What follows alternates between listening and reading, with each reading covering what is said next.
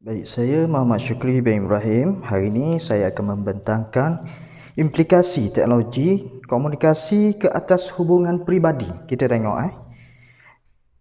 apakah implikasi teknologi komunikasi ke atas hubungan peribadi? Makna hubungan kita dengan orang lain, hubungan orang lain dengan hubungan kita macam mana? Baik, dia ada positif dan negatif. Pertamanya saya akan menghuraikan mengenai yang positif ni dulu. Pertama kali ia merapatkan hubungan silaturahim. Baik, saya ulas sikit Secara umumnya, teknologi komunikasi telah banyak mengubah kaedah komunikasi harian kita. Kenalan yang sudah lama tidak berjumpa kembali berhubung setelah adanya teknologi komunikasi, terutamanya media sosial. Hubungan sanak saudara kembali rapat dengan adanya grup WhatsApp dan sebagainya. Media sosial seperti Facebook banyak memainkan peranan dalam menghubungkan kenalan yang jauh. Sanak saudara kerana kenalan kini boleh melihat aktiviti harian kita di media sosial, di samping boleh berinteraksi secara maya, bertanya khabar dan sebagainya. Sebarang berita atau maklumat seperti kematian atau sebagainya dapat diperolehi dengan mudah kerana adanya teknologi ini.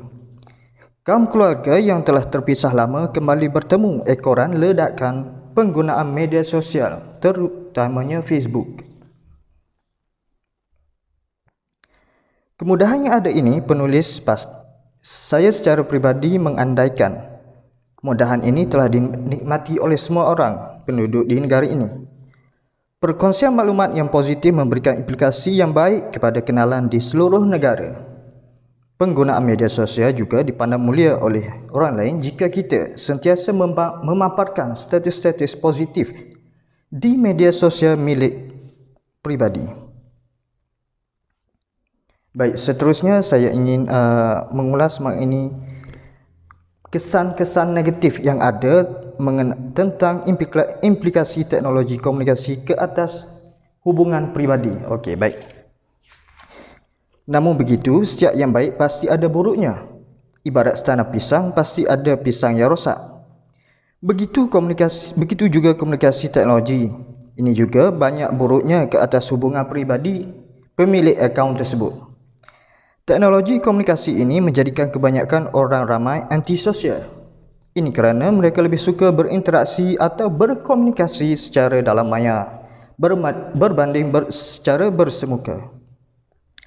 Keadaan ini menjadi lebih buruk dari golongan remaja kerana mereka membesar tidak seperti kita dahulu pada zaman 90-an dan awal 20-an, di mana media sosial belum lagi dipraktikkan di negara kita.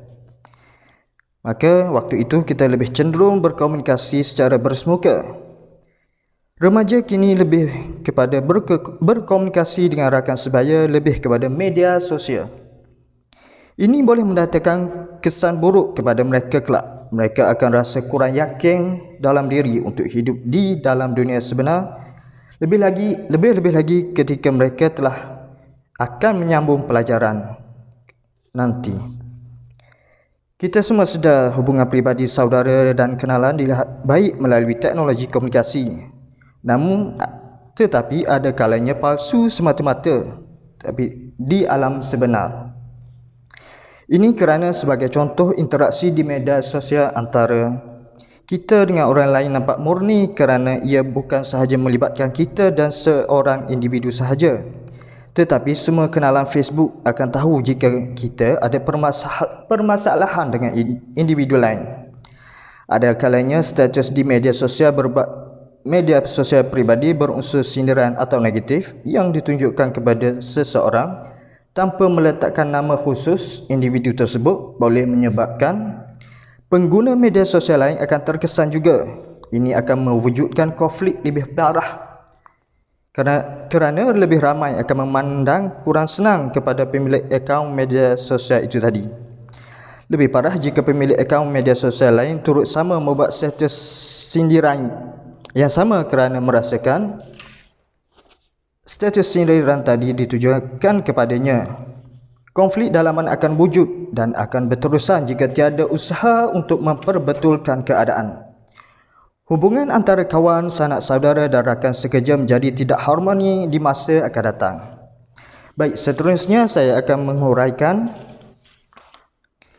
tentang kelebihan dan kekurangan penggunaan teknologi komunikasi di tempat kerja atau dalam sesebuah organisasi. Pertama sekali saya akan menguraikan tentang kelebihan yang ada pada penggunaan teknologi komunikasi di tempat kerja atau dalam organisasi. Dengan adanya teknologi komunikasi ini, kita boleh menjimatkan kos operasi dalam sesuatu organisasi. Dengan adanya Google Meet, sesebuah organisasi boleh menjalankan mesyuarat ataupun sebarang arahan melalui Google Meet sahaja. Sebagai contoh, Pengarah Jabatan Penerangan Malaysia Negeri Terengganu ingin mengadakan mesyuarat bersama kaki tangan di seluruh daerah. Jika sebelum ini semua kaki tangan daerah akan ke Ibu Pejabat yang terletak di Kuala Terengganu, di sini kita boleh lihat kos minyak kenderaan akan berlaku kerana setiap daerah akan menggunakan kenderaan atau van untuk ke sana.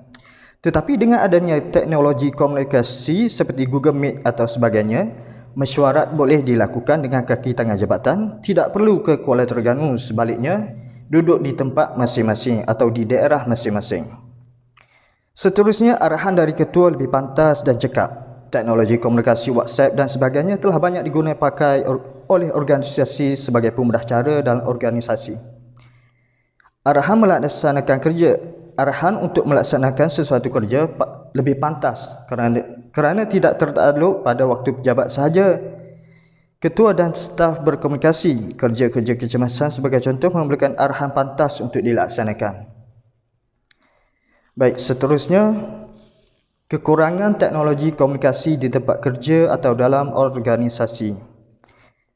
Kita semua sedia maklum, setiap kelebihan sudah pasti ada kekurangannya. Perkongsian data secara maya sebenarnya amat mudah dicuri oleh penjenayah cyber. Mereka terdiri dari kalangan orang yang mahir selok-belok teknologi ini. Data-data peribadi memungkinkan para pengguna teknologi terdedah setiap hari untuk digodam. Seterusnya, mengganggu hari Minggu dan hari cuti pekerja. Yang ini kita semua mungkin mengalami.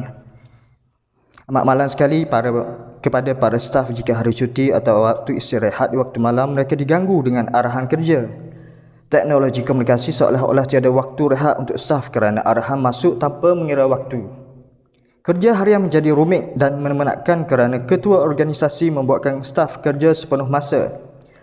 Ruang masa bersama keluarga amat terhad kerana sering diganggu dengan arahan kerja tanpa henti ini. Moral para pekerja semakin menurun kerana arahan demi arahan diterima tanpa henti. Semangat untuk bekerja esok hari akan hilang kerana sepanjang hari kemarin diberi arahan kerja dalam masa yang sama tidak boleh membuat tuntutan kerja lebih masa. Di samping itu juga hubungan ketua dan staf juga tidak lagi baik kerana arahan kerja tanpa mengira waktu ini. Sekian, terima kasih daripada saya, Muhammad Syukri bin Ibrahim. Itu saja.